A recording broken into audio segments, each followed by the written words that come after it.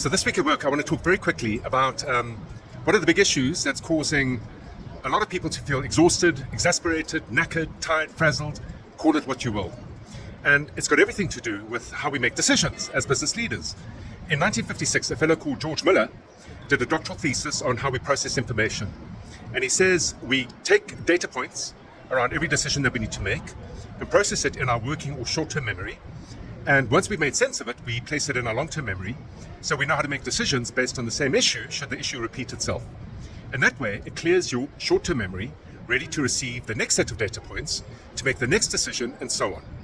And what he realized is that the average person can cope with 7 data point variables, and process it to make a call on an issue.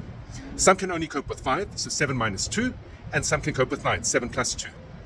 The problem that we face today is that we are dealing very often with many more than just simply 9 data points.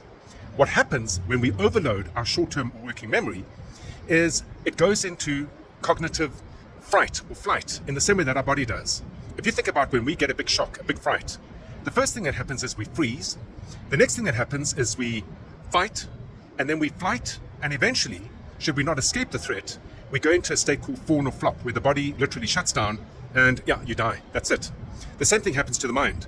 When it's overloaded with too many variables, too many data points to make a call, and leads to us not making decisions, in fact rather procrastinating, and then having to cope with more decisions, leading to further cognitive overload, it takes us into a place where we literally, in our brains, freeze, fight at first, flight, and eventually fawn or flop.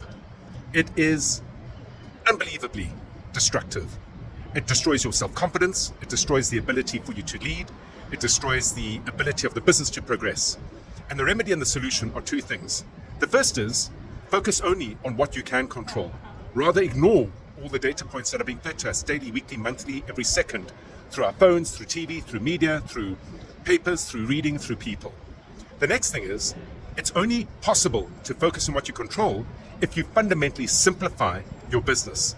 Decide what you want to achieve in clear, distinct terms in the next 3 to 5 years, and then engineer a path to attain that in order to act. The act of engineering a path, engineering is the process of building logically, sequentially to yield an outcome.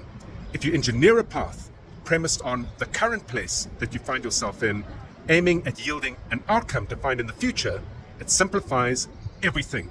And within that, you can limit and concentrate your time and attention to only those things that your engineering activities will yield as an outcome. Food for thought for this week at work. Don't let yourself get trapped in feeling knackered, tired, frazzled, exhausted, or angry. Until next week at work, have an entrepreneurial day.